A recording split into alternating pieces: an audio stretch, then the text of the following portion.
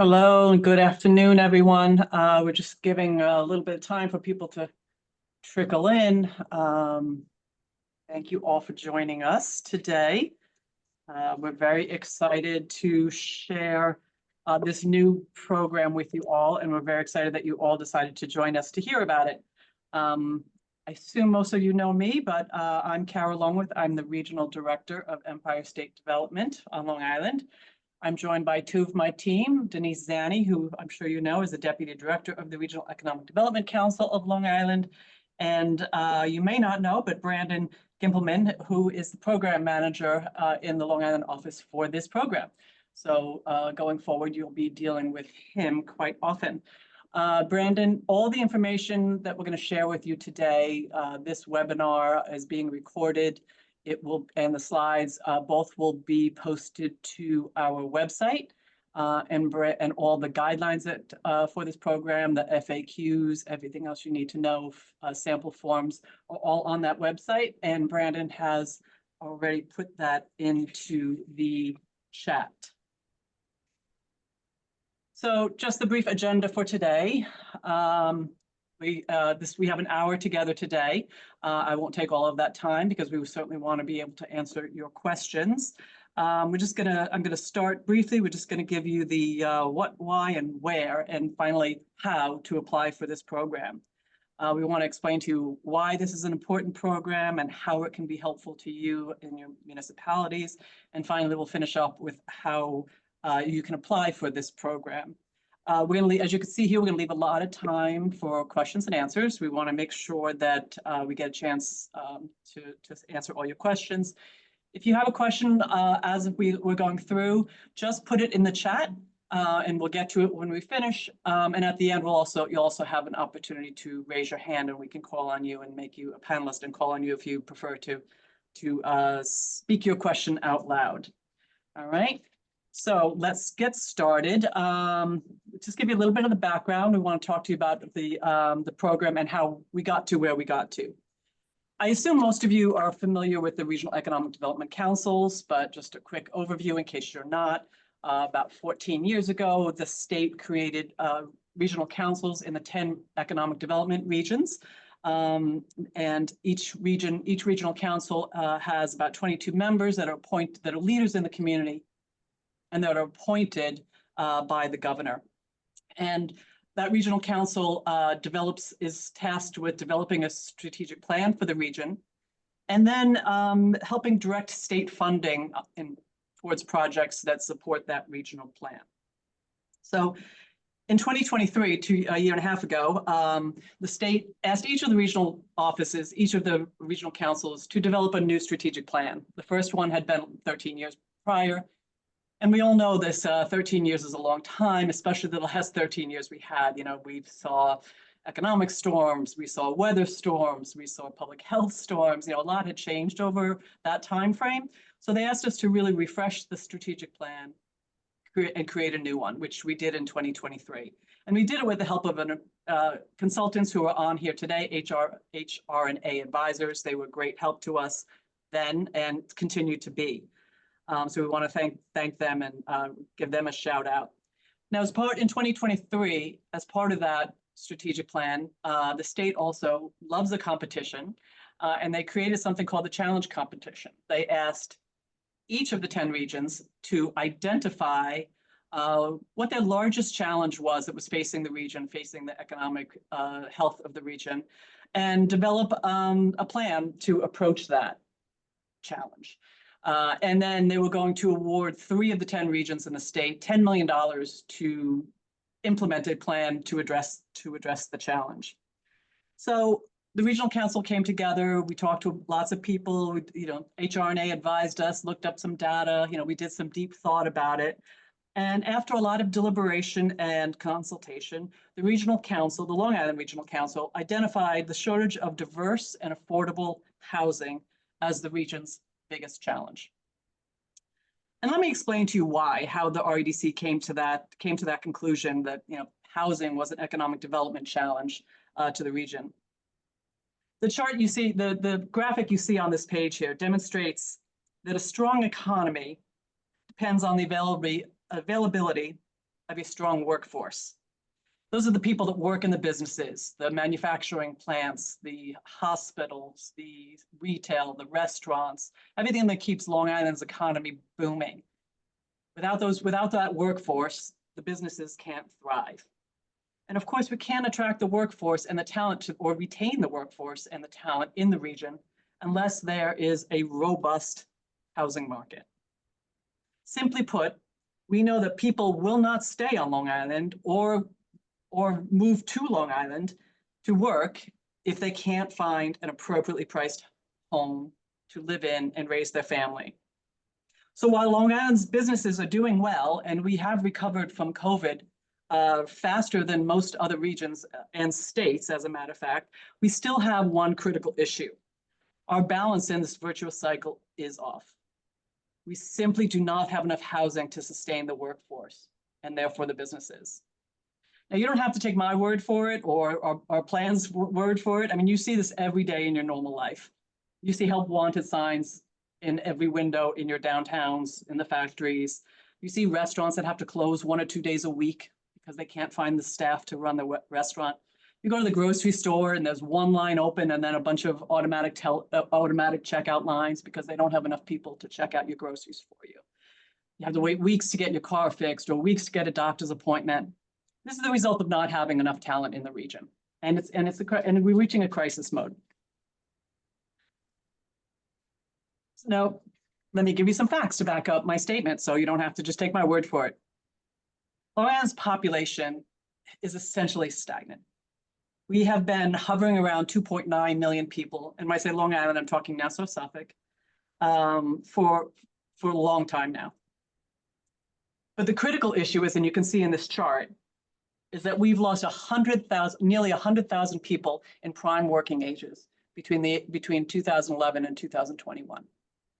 35 to 45, 35 to 54 left the region. Now, everyone on this, and again, you don't have to take my word for this. We know this.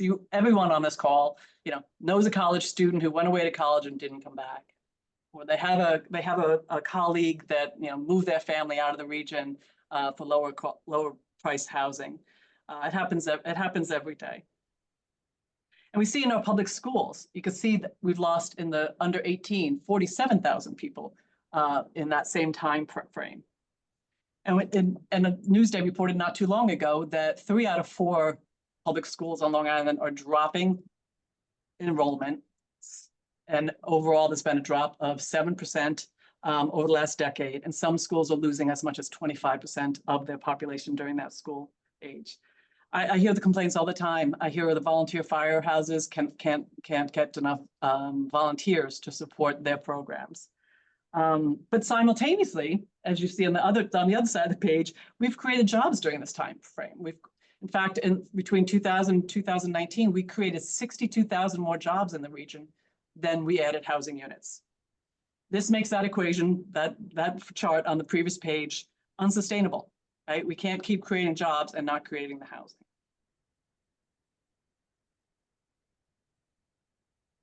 So you ask why? Why are people leaving the region? We have the jobs, we have an amazing quality of life, arguably the best public schools in the country. The answer is simple. It's a housing shortage of all types: affordable housing, medium-priced housing, rental housing, single-family homes. Again, don't take my word for it, look at the facts. We're simply not building enough housing. This chart here shows that in the last decade, Long Island's housing production has lagged far behind other large suburbs in the region and around the country. Between 2012 and 2021, our region only built 7 homes for 1,000 residents, whereas suburbs across the country are building 5 times the amount that we're building. And when we talk about multifamily housing, that number goes from 7 drops down to 2.3. It's simply the law of supply and demand. Rental and housing prices continue to go up and up and up. And it's staggering to think right now that the median home price on the island is over $700,000. Starter homes going for $1 million. 1-bedroom apartments going into the high 2000s. In fact, 51% of Long Islanders, homeowners and renters alike, are what is considered cost burdened. That means that they pay more than 30% of their income on housing. So now you know why we chose housing as our challenge. But how are we going to fix it, right? I mean, you all here, you all work in municipalities or you work in the housing sector, et cetera. How are we going to take the $10 million and fix this solution? Well, while we're creating the plan, I'm jumping ahead. We won the $1 million. We won the $10 million, just so you know. That's why we're all here today. But when we put together the plan in 2023, the first thing we did was we created a work group, a stakeholder group. We brought in municipalities, housing developers, housing advocates, economic developers, partners all across. And we put our heads together. We said, what is the problem? Listen, we all know infrastructure is the problem. We hear talked about all the time. We need sewers, et cetera. But $10 million, we all know, is not going to attack the infrastructure problem. So we had to look at it from a perspective of how can we use this $10 million to fix this problem. So we came up with the challenges, the obstacles to getting housing approved of restrictive zoning. We know only like what 3.9% of the land mass on Long Island is zoned for multifamily housing. The lengthy time it takes to get an approval, to get a site to entitlement. Community resistance, we're all familiar with that.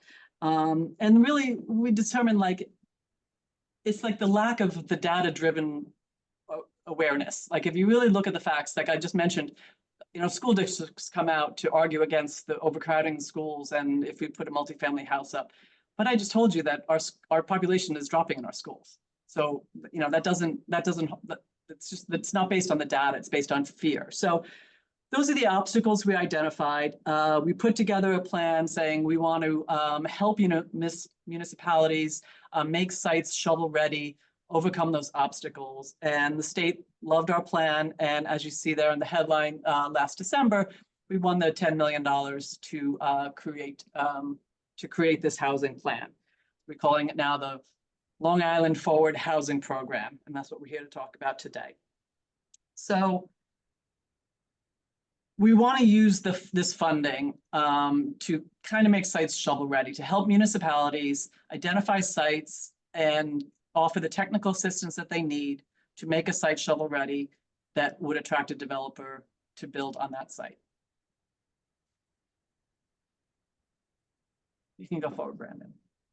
So that's where we were at. That's where we got. So we're here today. We got the plan approved. The guidelines are up. It's open now for applications. Now, let me talk to you a little bit about what the plan is. Now, I want to be clear, this is not a grant program. We're not just giving out monies to grant funds to municipalities. We want to partner with you. We want to partner with the municipalities to identify sites and undertake the pre-development activities necessary to make that site ready for housing development. Similar to the way any of you that have been involved in our DRI, same thing, we're coming in with the professionals themselves to help you move sites along. And we're going to be site specific. Our goals are clear. We want, or dare I say need, to create more housing in the region.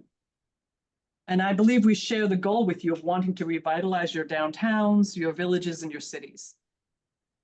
You all know your communities better than we do.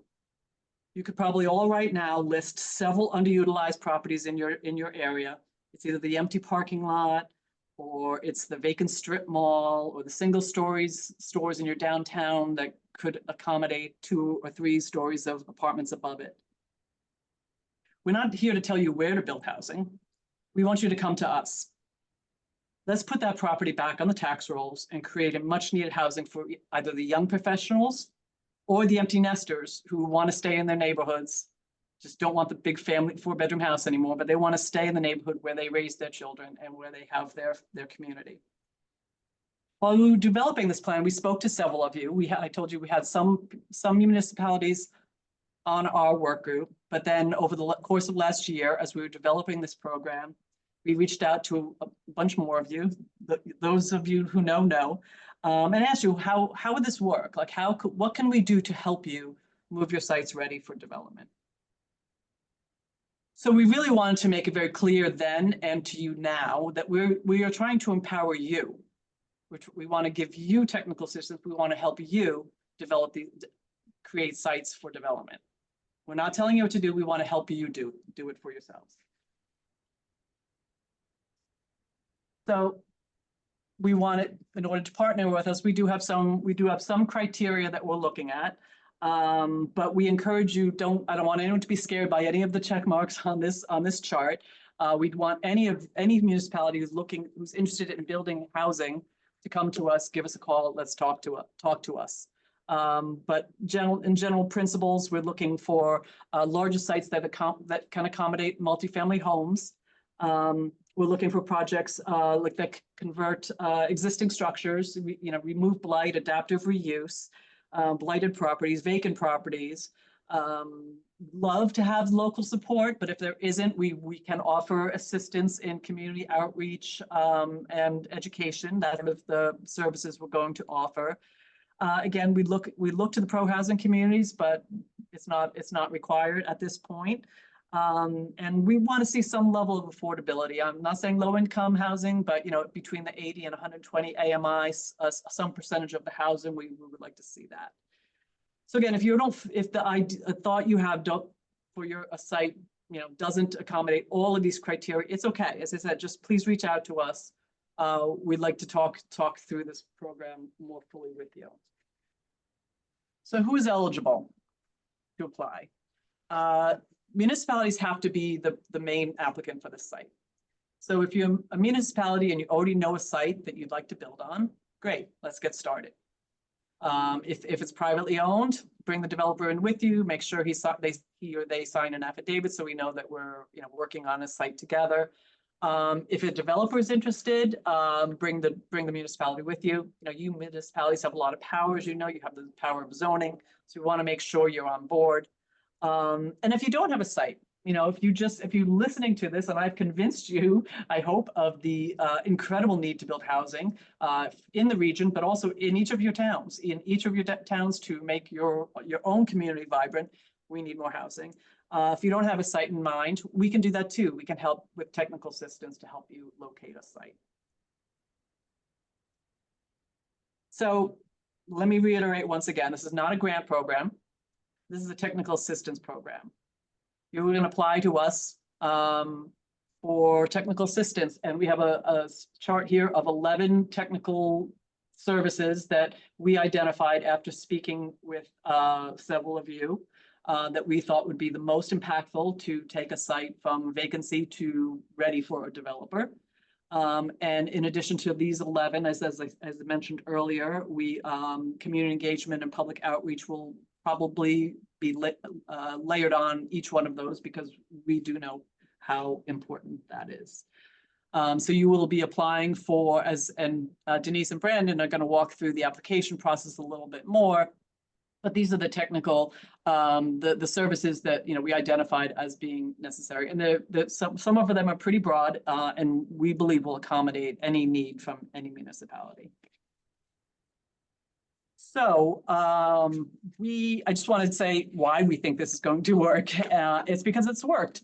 I know we have some colleagues online from the town of Islip, and this is an example of a project where this actually worked. We didn't have this program at the time, but this was kind of gave us the model for the program that we had. We were working several years ago. The town of Islip won the Downtown Revitalization Grant for Central Islip. And any of you who have been through that process know, the consultants come in and look at the current conditions, and then we do a call for projects, and people come forward with projects. And while we were walking around this community and doing this process, we noticed that there's this big empty parking lot and vacant land right next to the train station, but nobody was coming forward with a project for that site. And we finally asked the town, why are we not talking about the site? And the answer was, we don't have a developer for the site, so there's nobody to apply for funding. So to not miss out on this incredible opportunity for development site on this point, we actually gave the town of Islip a $75,000 grant for technical assistance to hire a consultant to issue an RFP to attract a developer. And then we set money aside, another $1.5 million for the ultimate developer on the site, which is Georgia Green. And this is a rendering, and they haven't built it yet, but we anticipate they will be starting this project this year. So this is an example where a little bit of money from the state, technical assistance, was able to move a blighted, empty, vacant lot, not bringing in any money or being used in any way. And it's going to now be this beautiful development at the end of the day. So when we were developing this plan and trying to figure out how we can help municipalities, we kept remembering back how we were able to help the town of Isip find a developer for this site. And we just thought it was a great example, just one example, like, as you said, as you saw on the previous slide, there's 11 different services we can offer. But we thought this RFP program was a great way to bring a site forward. So, that's, do I still have more slides? Oh yeah, one more slide for me. How to apply. So I told you the where and the how and the why. How to apply. So we like to see, we like that, and all these documents are on our website. We'd like you to submit, the municipality to submit a letter of interest, so we know that you're interested. At which point you'll meet with us. We'll talk about the project. You could start, it's going to be a CFA application, and Denise and Brandon are going to tell you a little bit about more the CFA application if you're not familiar with it. And, once we decide, once the application is two-phased application, once we've come to an agreement on what type of services we think will be most applicable to your site, and we decide to award you this technical services, ESD will contract directly with the technical service provider. It'll cost you nothing. We're not looking for any matching services here. We're going to pay for the services on our own. I probably should have led with that. That was a good point. Then we'll expect you to enter into a memorandum of understanding with us. We will stay involved, similar to the DRI. We'll stay involved. We'll help you program manage it. Brandon's going to be managing this program for the regional office. We will be right there by your side with the technical assistance provider to help move your site forward. So we're really excited. We just think we've never done anything like this before. This is a new program at ESD, this type of program, but we really think it can be powerful, and we really think we can do some great projects together. So I appreciate your time. I am now going to turn it over to Denise for a few minutes so she can just explain getting into the CFA portal. And then I think Brandon will talk more about the specific application for this program. And then we're here to answer all your questions. Thanks, Kara. So before I get into how to register, I just want to point out for anyone who's new to the application process, you can find the consolidated funding application by searching, going to regionalcouncils.ny.gov, or you can search for the consolidated funding application. I also want to point out that before you start the application, you're able to preview all of the program questions on the bottom right-hand side of the landing page. Okay, so how do we register? After selecting the registration button on the landing screen, a screen will pop up with your organization name, the project alias name, and a token or password. It is very important to print out this page and save it somewhere. You're going to need that token number to access your application going forward. You should then check for an email message from CFA at newyork.gov. It'll contain your application number and a link to activate your account. You should also save a copy of this email and keep it with the token. If you, for any reason, you do not receive this email within 5 minutes of registering, you can check your spam or junk folder. And then once you're logged into the system, you'll come to the second screen on the right-hand side. And that's a list of available programs through the CFA. To find the Long Island Forward Housing Program, you're going to scroll about halfway down the screen, and it's under Workforce Programs and Other New York State Programs. Now, I just want to highlight some technical requirements. You should use the most current version of the web browser, Chrome, Firefox, or Edge. Any attachments that you upload to the CFA cannot exceed 10 megabytes. And the preferred formats for uploading are a PDF, a PNG, or a JPEG. If you run into any technical issues, you can reach out to the regional office. We're here to help, as Kara said. And with that, I'm going to turn it over to Brandon, the program manager for Long Island Forward, who will walk you through the application. All right, thank you so much, Denise and Kara. When you do make your way into the application, you're going to see this series of threshold questions. The answer is yes to these. First is, are you a municipality in Nassau or Suffolk County? The second being, do you agree to our program requirements, generally speaking? Can you fast track any permits and approvals for developments that are going to arise from this program? Do you comply with state and federal housing laws? And will you ensure that future developments will actually have affordable housing units as a part of that? And some of our specific numbers and figures, those are all in our guidelines. So the first part of it is just a locational feature. So everybody will be checking Long Island. For project city, tell us the name of your town, village, or city. Zip code and county are pretty straightforward. I'm going to go through these fairly quickly because I think they're fairly straightforward. So in part one of this application, the only thing you're going to be doing is those couple of threshold questions in the beginning and then uploading that letter of intent. That's it. You're done. Go to the review screen, hit submit, and I will be in contact with you.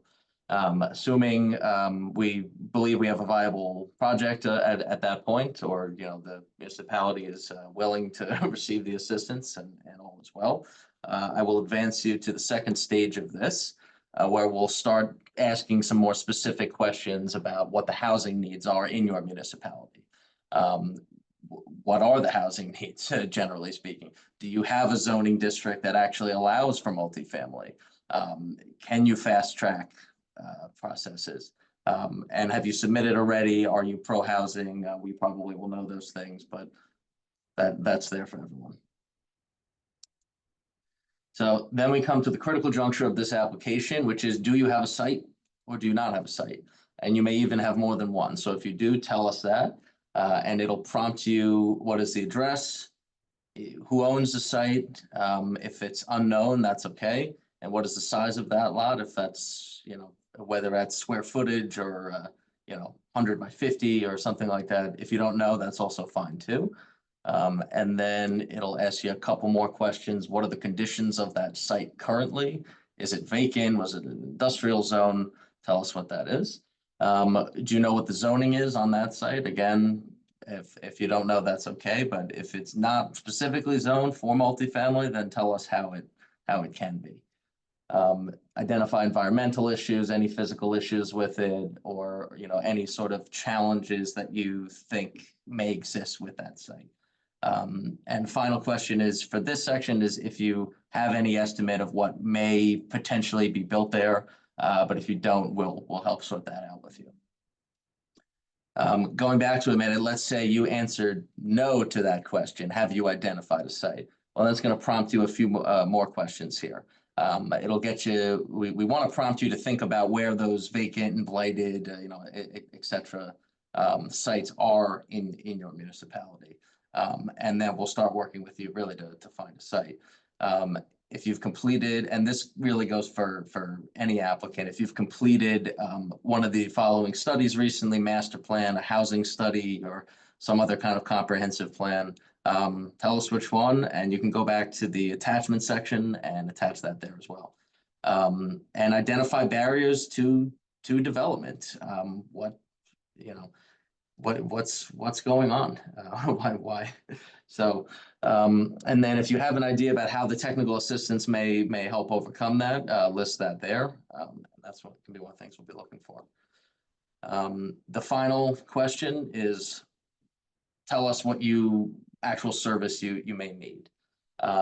If you don't have an actual site in mind, the thing you are going to want to check here is evaluation of publicly owned properties and development possibilities, or you may need real estate development consulting advisors. Either one of those two, but we'll work with you to determine which is which. I want to emphasize also, just because you selected up to 3 here doesn't mean that you wouldn't be eligible to receive other services, or maybe you meet with us and you thought you need a market study, but you actually need an appraisal and you need an economic impact. So it doesn't necessarily, just because you didn't check the right box doesn't mean that you can't ultimately be awarded something else. So that's really it here. We tried to keep the application as short and sweet as possible. So we're going to stop now for questions. We're going to open up the Q&A. Please use the raise your hand feature, and then I will turn on speaking privileges, and then from that point, you will still have to unmute yourself, but we'll just open this up. Or if anyone wants to put something in the chat. I know Dawn asked if we're restricted to rental or would condos be okay. I said either. We're not restricting it just to rental properties.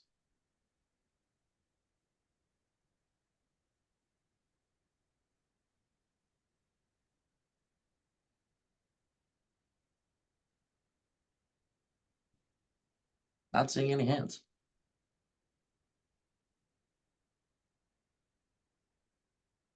Oh, one. No, I see 3 hands. And the attendees, 3 hands are raised. Brandon, Brian Rivera. Hi, quick question. So is there a financial need aspect for a developer to apply? So say, the developer has a means to develop a property, they just haven't, and we want to like offer this, some maybe like a feasibility study that they've just been letting their property sit there vacant for years. But they do have the means to fund, developing the site, they just haven't. Is there any restriction like that for any of these, studies or whatever? Well, the municipality will be the one applying for the technical assistance. So, yes, a property that's sitting there undeveloped for whatever reason is the prime site that we're looking for. So, if you need to sweeten the pot to him to do a feasibility study or one of the other technical services that we offered, as long as he, if it's privately owned property as this is, as long as he signs an affidavit, says he's willing to work with us. And at the end of the day, wants to put housing on that site, then no, we're not going to be looking at finances. Okay, great. Thank you. Thanks, Brian. We'll go to Rosemary Olson. Hey, Rosemary. Hey, how are you? Is there a minimum? Oops. Oops, I think she Sorry, left. I took Sorry, Rosemary. I was trying to kick off Brian. Apologize. Number of units that you're looking for in terms of multifamily? yeah. And my question is mixed use acceptable? As we're looking for minimum of 20 units, but I hate to throw that out there because I don't want to scare people either. If it's like putting apartments on a second, third story in a downtown, if it's 15, we're not going to say no. We want to be as flexible and open-minded as possible. But the criteria does say, we're going to prioritize larger sites with like 20 or plus units. Okay. And if it's mixed use, we have no opposition to mixed use, but we want to make sure that there's sufficient housing there. Okay, thank you. And Fangman's we have asking Patty if Moore. multiple sites can be included in one application. We probably, that's a good question, and we probably would want to see separate applications because I would imagine each site has a different landowner or developer and have different needs. So I think it may be complicated to put everything in one application, but we can talk about that. Hi, this is Patty. Hi, Tara and Brandon. This has been very helpful, very clear. Anne beat me to the point on her question about multiple sites, but I also have a corollary question. Development can be complex, especially if we don't have the developer right now. So while we're going through the process and applying, and say we do apply for one of the bullets on your list of eligible projects or types of technical assistance, but we find out later on that we could also use help in another area, would we reapply? Is that possible? For the same site, you mean? Yeah, for the same site, right? Like say, like Um, environmental, we didn't realize till later on that we also needed help with environmental or something. Yeah, I'm not gonna say no, but that sounds like it's gonna be a very fact-specific, position. So let's, we're gonna, if you're gonna come to us, we're gonna try to flush out all the issues on a project, on a parcel, and try to figure out what's the best way to move a site forward. And we're not doing environmental cleanup, so, like that, we're not doing, No. the capital work. So like if you discovered there was, environmental stuff on that, that we wouldn't have technical services for that. So, but I guess, it's new, Patty. We don't know exactly what things are gonna come along the way. So, let's just play it by ear and see how it goes. Great, thanks. Patty? We have a couple more. We have Allison. Hi, Hi, Allison. how are you? Good. Thank you very much for the presentation and for allowing for questions and answers as well. One of the things that we have come across in Smithtown is that, we receive applications for apartments, for some transit-oriented development. But it often tends to be more luxury style housing. The price points are a bit higher. And I know that one of the goals of this program is to create affordable housing. So, just wondering, in the kind of a situation where we have, more interest in luxury type apartments, would this program be able to be used to encourage the conversion to more affordable? Is that one of the things that that you'd be able to offer guidance with? Does the town of Smithtown require any percentage of affordability in its code? We do with respect to for implementing the state's Long Island Workforce Housing Plan. Right. We have a requirement of that a minimum of 10% be affordable, and we've lowered the affordability limit. The state has 130% AMI. The town's lowered it to 100% AMI. But that's the extent of the requirements on the books here. Yeah, this program could possibly dovetail with our Long Island Forward program, which, has capital money for projects. And in there, we have a sliding scale of affordability. It's like 10% of the units at 80 or 15% at 95, or, we just want to see some semblance of it. I mean, most communities require a little bit, like you said. So we're not going to have any strict limits on it, but and if they come to us, if we look at a market study and no affordability is needed in that area, or we'd be open to that. We need, and the governor's been very clear, we need housing at all levels. We just need more housing. So we're not going to say you have to do it, low income housing or all affordable housing, et cetera. But we do have general principles of wanting to see some mixed income, and maybe a few units that have some level of affordability in would be a priority for us, but not mandated. Thank you very much. Actually, I accidentally scrolled forward, but I think I will leave this screen up because this is our contact information. One more hand up. And now we'll go to Lisa. Hi, Lisa. Hi, how you doing? Thank you for this presentation, Kara. So Port Jefferson already is pro housing community certified and just did the renewal.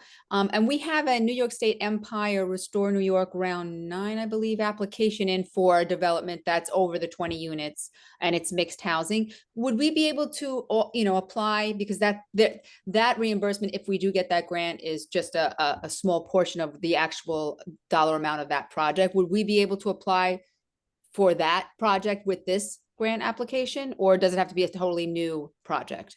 It doesn't have to be new, but if there's still technical services needed to move that project forward, we would consider it. You know, there's no prohibition from, you know, piling on other state money to a project. But, you know, you know, if the project's already entitled and you're ready to go, then, you know, this program's not needed. But if there was a determination that the project can't move forward, but for some more technical assistance that we could offer you, then yes, it would be eligible. Okay, I understand. Thank you. Okay. Go to Anne. Diane? Hi, this is great. Thank you. Just to be clear, I think this was clear, but I just want to make sure I'm understanding it. We put in the letter of intent, and then it sounds like the applications are going to be molded by the conversations with Empire State Development if we're in fact interviewed. I wouldn't call it an interview. That sounds a little formal, but yes, we do want to, like always, you know, my office is open. I have an amazing team here, as you all know. You know, we like to get in early with all of our applicants on all of our projects and help them put forward the best project forward. So, you know, the idea of the letter of intent is just to show that, yes, you know, you're interested in doing it. We have an idea.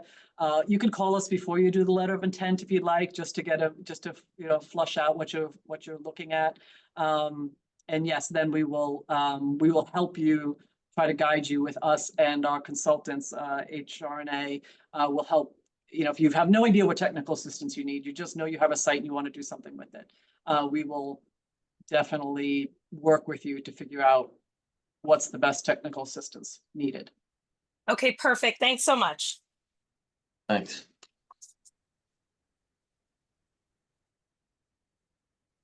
And no more hands raised. Do we have anything in the chat? See anything else in the chat either?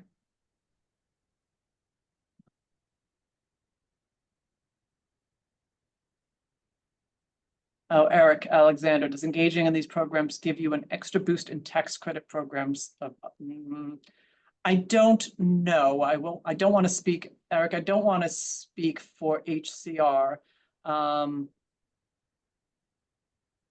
know their programs are pretty stringent. So, but if a site, I mean, in theory, if a site can't move forward without help, you know, it can't get to HCR until it's entitled and ready to be built. So we're way ahead of that game. We're trying to help communities find the sites and move them forward to the point where they could apply for HCR.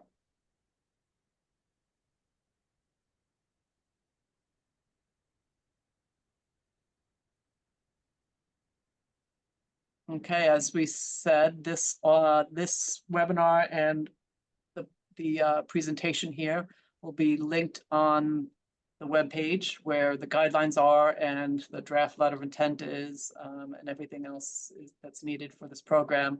But again, feel free to call Brandon at any time, or me, or Denise, or anybody in my office. You know, you can always call us, but and we'll have FAQs up there as well.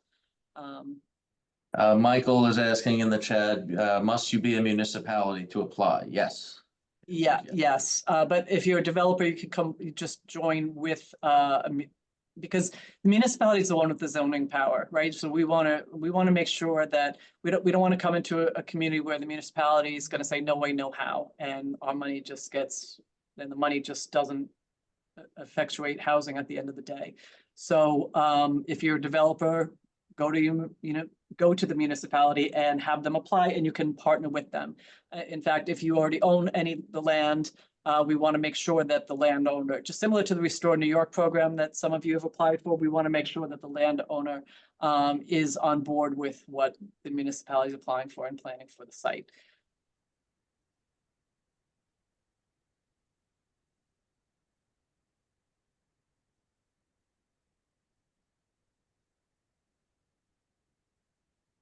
All right, well, we have nothing else in the chat, so.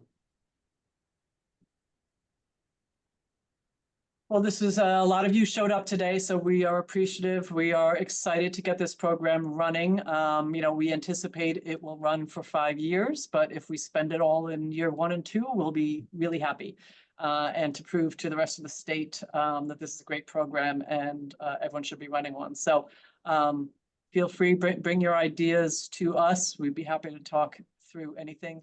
I'm sure there will be some glitches along the way. This is new. We just created it, so we want to be as open and flexible as possible. So please just contact us and we'll work with you on this. Thanks, everyone.